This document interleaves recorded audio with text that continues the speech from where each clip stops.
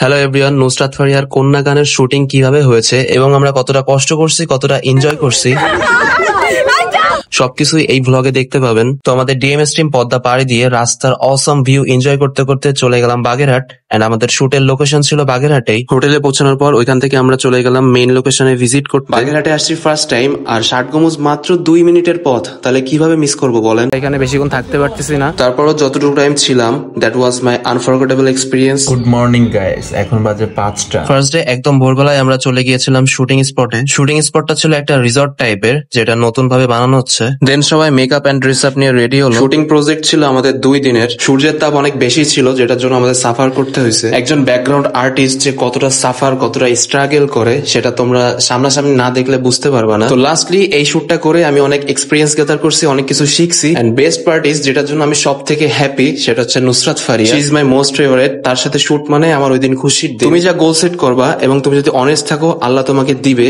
Because আমি 5-6 বছর আগে আশিকি মুভি দেখছি নুসরাত ফারিয়ার, তখনই ভাবছি যে তার সাথে আমি শুট করবো একদিন। তো সেটা এখন real, so it is possible.